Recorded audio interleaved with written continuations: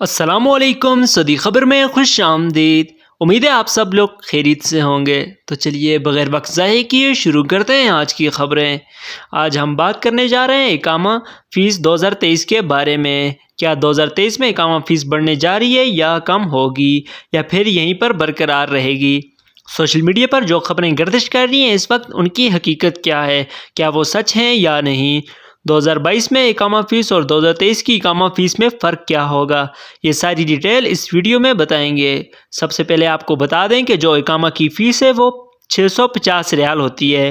वो चाहे कोई भी पेशा हो, आप घरेलू मुलाजमीन हैं, आप कंपनी, मुसस्सा या कफील के मुसस्सा में काम करते हैं, सबकी फ़ीस 650 रियाल है।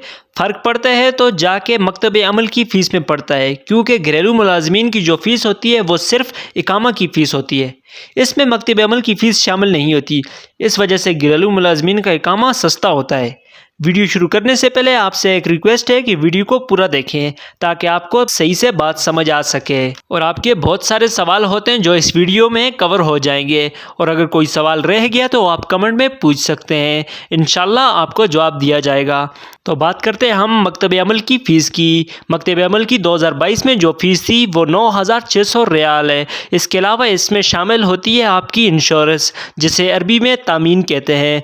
अब डिपेंड करता है आपकी इंश्योरेंस किस किस्म की है। अगर नॉर्मल इंश्योरेंस है तो कम से कम 5 या 600 रियाल की होती है।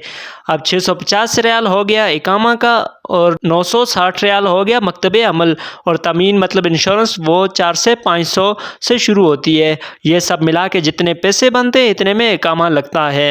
अब रही बात इस साल 2023 में, क्या इकामे की फ़ीस कम होने जा रही है या पहले से ज़्यादा है? याद रहे, जब से विजन 2030 का ऐलान हुआ है, इसके बाद से जो नए मुसस्से खुले हैं उनको सहूलियात दी गई हैं। जो छोटे मुसस्से हैं जिनमें 4 या 5 बंदों से कम बंदे काम करते हैं, उनकी मकतब अमल की फ़ीस में छूट दी गई है, और वो मकतब अमल की फ़ीस है 100 रियाल। लेकिन इस सहूलत के बाद भी लोगों को मकतब अमल की फ़ीस ज़्यादा आती है। इसकी बहुत सारी वजूहत हैं। एक वजह यह भी है कि जो घरेलू मुलाजमीन हैं, अब 9600 रियाल घरेलू मुलाजमीन की मकतब अमल की फ़ीस भी आ सकती है। इसकी वजह क्या है? इसकी वजह यह है कि सऊदी हुकूमत की जानिब से एक ऐलान किया गया था कि कोई भी कफ़ील अपने पास सिर्फ 4 घरेलू मुलाजमीन रख सकता है। इससे ज़्यादा अगर वो रखेगा तो उसे 9600 रियाल फ़ीस जमा करनी पड़ेगी। तो फिर जिन कफ़ीलों के पास ज़्यादा तादाद में लोग थे, वो चाहे स्वाय ख़ास हों या अमल मंजिली ही होते हों, इनकी भी फ़ीस 9600 रियाल होगी, बशर्ते कि बंदे 4 से ज़्यादा हों।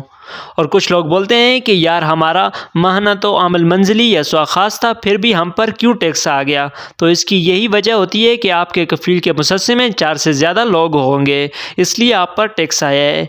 मेरा अपना ज़ाती मशवरा है कि हमेशा कोशिश करें कि ऐसे कफ़ील के साथ काम करें जिनके अमाल मतलब कि इसके मुसस्से में जो लोग हैं वो 4 से कम हों, ताकि आप पर टैक्स ना आए। अगर आपके कफ़ील के मुलाजमीन 4 से ज़्यादा हों तो हुकूमत की तरफ से टैक्स ज़रूर आएगा। आखिरी और अहम सवाल ये कि इकामा की फ़ीस 2023 में कम होने जा रही है या नहीं।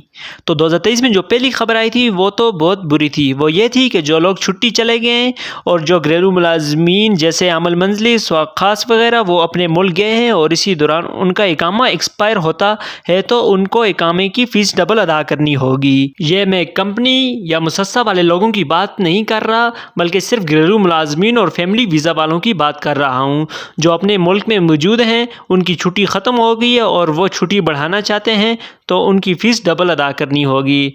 2023 की ये पहली गैर मुल्कियों के लिए बड़ी बुरी खबर थी। इसी तरह हम बात करेंगे 2022 या 2021 देख लें तो आपने देखा होगा कि काम पहले से ज़्यादा ही महंगा हुआ है और टैक्स जो है वो पहले से ज़्यादा ही होता जा रहा है। तो मैंने बात की थी विजन 2030 की। 2030 तक जो लिमिट रखी गई है, जो अहदाफ रखे गए हैं, सऊदी गवर्नमेंट ने हासिल करने हैं, इनमें ये चीज़ें शामिल है कि टैक्स को ऐड किया जाए, टैक्स बढ़ाए जाएं।